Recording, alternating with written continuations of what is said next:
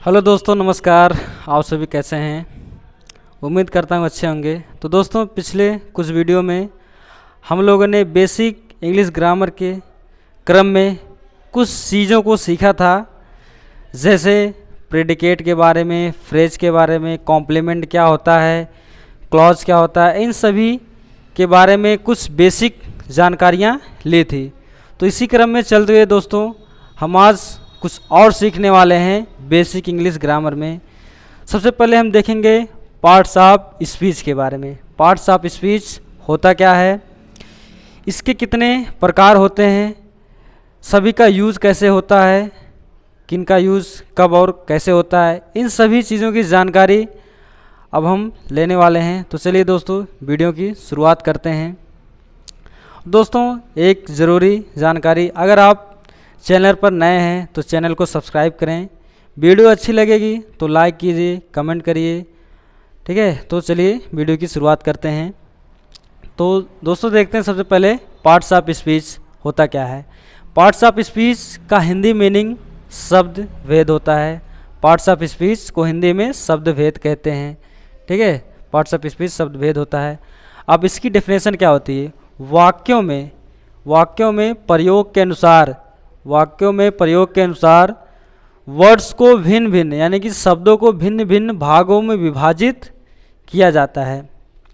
Definition से क्या पता लग रहा है कि कोई वाक्य है, उसमें कितने शब्द हैं और उनको कितने भागों में विभाजित किया गया है, इन्हें शब्दभेद कहते हैं। वाक्यों में प्रयोग के अनुसार शब्दों को भिन्न भिन्न भागों में विभाजित किया जाता है, इन्हें शब्दभेद कहते हैं। भिन्न भिन्न भागों में विभाजित करने का अर्थ है कि कोई एक सेंटेंस है, यानी कि वाक्य है, उसमें कितने शब्दों का प्रयोग किया गया है। जैसे यहाँ पर आपको दिखा दें एग्जाम्पल के तौर पर, जैसे यहाँ पर एक एग्जाम्पल है, Sheela is a clever girl, ठीक है। Sheela is a clever girl, तो यहाँ पर ये पूरा एक सेंटेंस है, ये पूरा एक सेंटेंस है। इसमें शीला अलग शब्द है, इज़ अलग है, ए क्लेवर गर्ल, तो इसमें कई सारे शब्द का प्रयोग किया गया है। तो इन सभी शब्दों का भिन्न भिन्न प्रयोग होता है, यानी कि इसमें शीला क्या है, इज़ क्या है, क्लेवर क्या है, गर्ल क्या है, सबका एक अलग अलग प्रकार होता है। तो इनको जब एक सेंटेंस में लिखा जाता है, यानी कि भिन्न भिन्न भागों में जब इन्हें विभाजित करेंगे तो वही शब्दभेद कहलाएगा।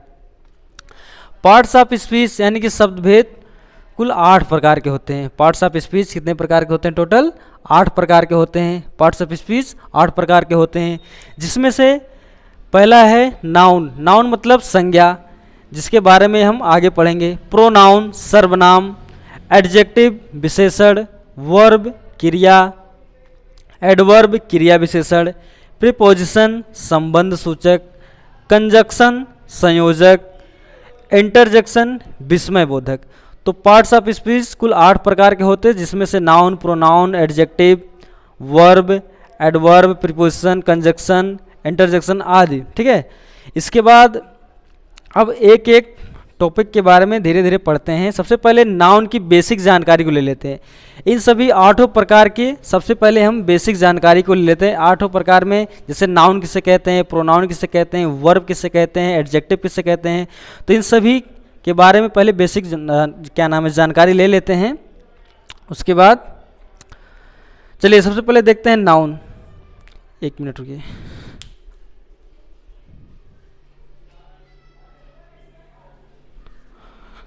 हाँ, चलिए दोस्तों, सबसे पहले देखते हैं नाउन किसे कहते हैं।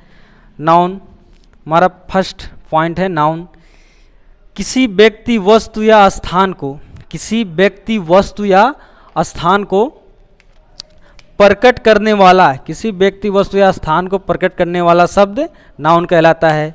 नाउन किसे कहेंगे?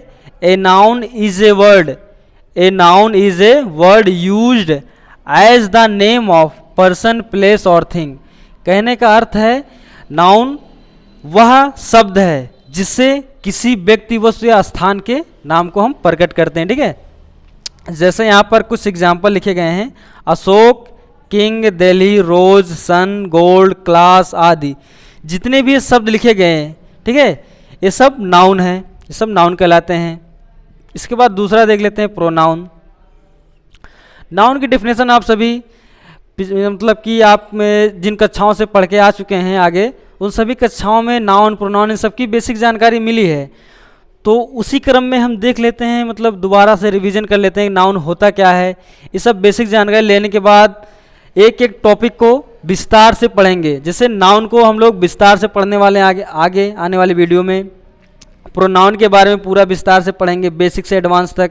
तो सबसे पहले हम इन शब्दों के बेसिक जानकारी ले लेते हैं, उसके बाद इनको पढ़ेंगे। तो नाउन की डेफिनेशन आपको पता चल गया होगा और नाउन के एग्जाम्पल क्या क्या होते हैं। इसी क्रम में दूसरा है प्रोनाउन। प्रोनाउन जिसका हिंदी मीनिंग सर्वनाम होता है। प्रोनाउन जिसका अर्थ क्या होता है? सर्वनाम। सर्वनाम कहते किसे हैं? तो सर्वनाम वह शब्द है, सर्वनाम वह शब्द है जो संज्ञा के स्थान पर प्रयोग किया जाता है। क्या कह सकते हैं कि सर्वनाम वह शब्द है जिसका प्रयोग हम लोग संज्ञा के स्थान पर करते हैं, वही सर्वनाम कहलाता है। जैसे pronoun is a word used in place of noun. Simple भाषा में कह सकते हैं कि संज्ञा के स्थान पर प्रयोग किए जाने वाला शब्द, कोई भी शब्द हो, वही प्रोनाउन कहलाता है, जो संज्ञा के स्थान पर प्रयोग करेंगे। ठीक है, जिससे वह शब्द जिससे हमें संज्ञा के बारे में जानकारी मिलेगी उसे प्रोनाउन कहेंगे। जैसे एग्जाम्पल में Mohan is absent। Mohan is absent because he is ill. Mohan is absent because he is ill. अब यहाँ पर मोहन क्या है? मोहन एक नाउन है। ठीक है, मोहन नाउन है।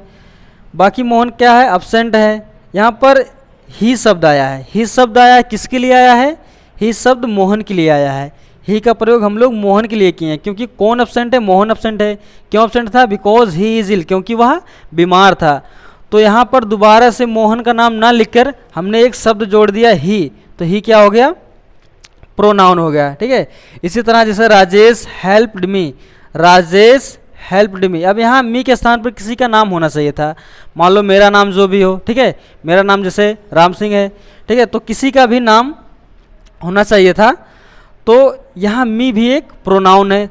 Rajesh help me, helped me, तो मी क्या है? एक प्रोनाउन है। एग्जाम्पल में और देख लेते हैं प्रोनाउन कौन कौन होते हैं। He, she, it, I, we, they, you, us. तो यहाँ पर जितने भी शब्द लिखे गए हैं सब प्रोनाउन है। अब एक कौन से प्रोनाउन है, इनका प्रयोग कैसे किया जाएगा, कहाँ किया जाएगा, ठीक है, इस सब की जानकारी हम आगे लेने वाले हैं। फिर इसी क्रम में तीसरा आ जाता है एडजेक्टिव। तीसरा क्या है? एडजेक्टिव, जिसे विशेषण कहते हैं। तीसरा एडजेक्टिव है जिसे हिंदी में विशेषण कहते हैं। अब विशेषण होता क्या है? ठीक है, विशेषण होता क्या है तो देख लेते हैं। वह शब्द जो किसी संज्ञा के या संज्ञा की विशेषता को प्रकट करता है। ठीक है, वह शब्द जो किसी संज्ञा की विशेषता को प्रकट करता है, क्या कहलाता है? वो विशेषण कहलाता है। ठीक है, विशेषण किसे कहेंगे?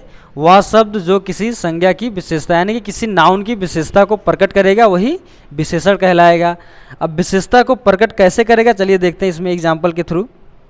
जैसे यहाँ इसका इंग्लिश भी देख लीजिएगा, आप समझ लीजिएगा। An adjective is a word which tells something about a noun. वही चीज़ है जो हिंदी में लिखे हैं। ठीक है, तो जैसे एग्जाम्पल में देखते हैं Sheela. Sheela is a clever girl. Sheela क्या है? एक क्लेवर गर्ल। शीला की विशेषता क्या है? शीला की विशेषता क्या है कि शीला एक चालाक लड़की है। तो शीला की विशेषता क्या है? शीला एक चालाक लड़की है। दूसरे में खैर इज ए स्मॉल टाउन। खैर की विशेषता क्या है? खैर की विशेषता है कि यह एक स्मॉल टाउन है। जैसे Rahul is a fat boy. अब राहुल की विशेषता क्या है? राहुल फैट बॉय है, यानी कि मोटा है। Mohan is a wise student.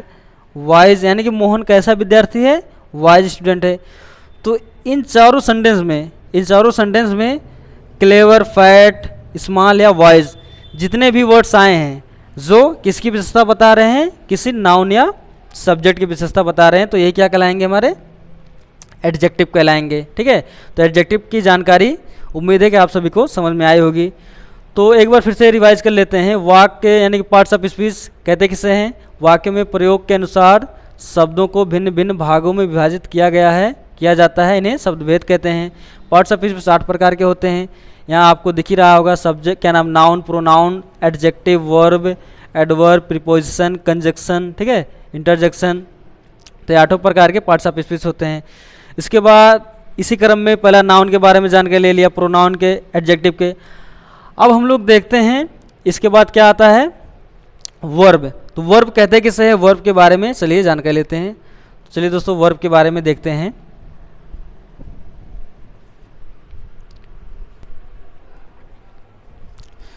चलिए दोस्तों अब देखते हैं, अगला हमारा है verb.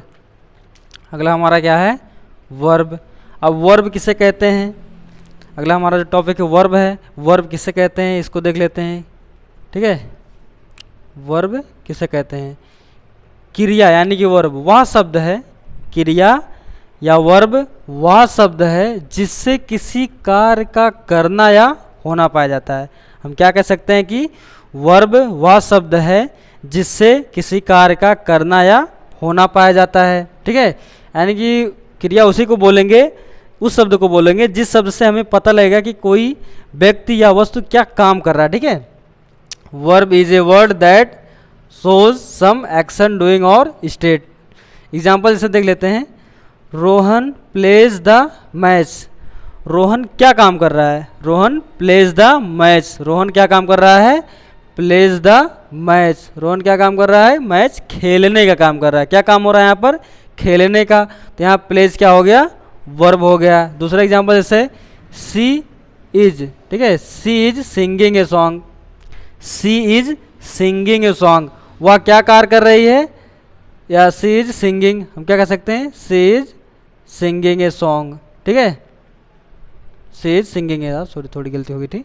C is singing a song, वह क्या काम कर रही है, गाना गा रही है। ठीक है, गाना गाने का काम कर रही है। ठीक, आई एम टीचिंग यू, आपको दिख ही रहा है मैं आपको क्या कर रहा हूँ, पढ़ा रहा हूँ। मैं कौन सा काम कर रहा हूँ, आपको पढ़ाने का, यानी कि मैं आपको पढ़ा रहा हूँ। ठीक है, तो यहाँ पर आई एम टीचिंग, जो यहाँ पर आई एम टीचिंग शब्द आए क्या है, वर्ब है। ठीक है, इसके बाद यू आर वॉचिंग मी, मैं आपको पढ़ा रहा हूँ तो आप क्या कर रहे हैं, मुझे देख रहे हैं। ठीक है, आप मुझे देख रहे हैं, समझ रहे हैं, वर्ब के बारे में समझ रहे हैं।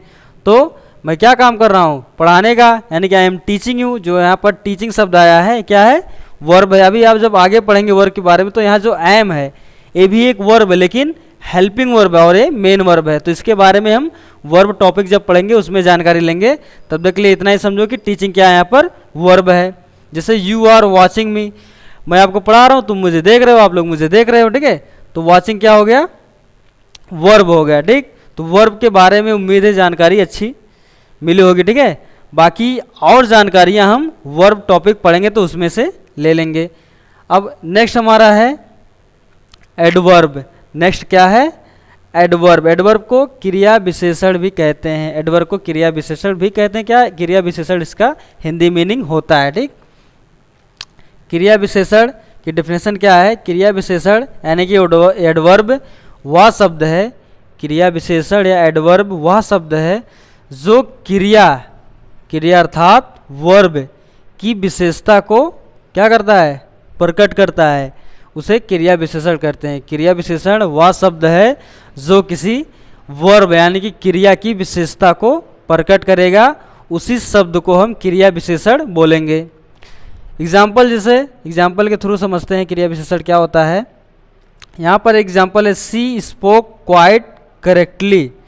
सी स्पोक क्वाइट करेक्टली, वह कैसे बोली, क्वाइट करेक्टली, बिल्कुल सही। ठीक है, यहाँ पर जो शब्द आया है क्वाइट, जो शब्द आया क्वाइट, ये इस वर्ब की विशेषता को बता रहा है। कैसे बोली, क्वाइट बोली। ठीक है, यानी कि बिल्कुल बोली। बिल्कुल क्या बोली, करेक्टली। तो करेक्टली यहाँ पर क्या है, आप लोग आगे पढ़ चुके हैं।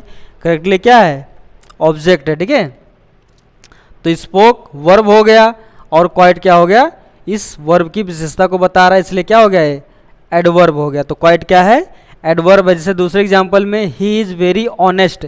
ही इज़ वेरी ऑनेस्ट, वह कैसा है, बहुत ही ईमानदार है। कैसा है, बहुत। ठीक है, तो यहाँ पर जो वेरी शब्द आया है ये एडवर्ब है। फिर तो एडवर्ब की इतनी जानकारी थी, बाकी जानकारी आपको पहले से बता रहा हूँ कि आगे वीडियो में देंगे। फिर नेक्स्ट है प्रीपोजिशन। प्रीपोजिशन जिसका अर्थ होता है संबंध सूचक। प्रीपोजिशन का अर्थ क्या होता है, संबंध सूचक। और संबंध सूचक कहते किसे हैं? देखो, संबंध सूचक यानी कि प्रीपोजिशन वह शब्द है जो किसी नाउन या प्रोनाउन का संबंध, क्या कह रहा है, किसी नाउन या प्रोनाउन का संबंध से हमें पता लग रहा है कि हाँ ये कोई संबंध बनाएगा।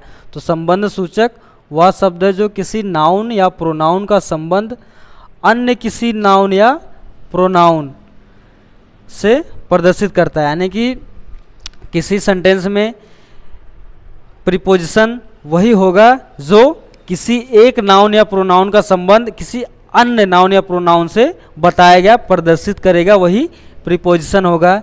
एग्जाम्पल में जैसे क्या है, देयर इज ए काउ, क्या कह रहा है, there is a cow in the garden. तो यहाँ पर द गार्डन क्या हो गया, एक नाउन है, और यहाँ पर काउ क्या है, ये भी एक नाउन है। इस काउ का संबंध इस गार्डन से कौन बता रहा है, इन शब्द बता रहा है, ठीक है।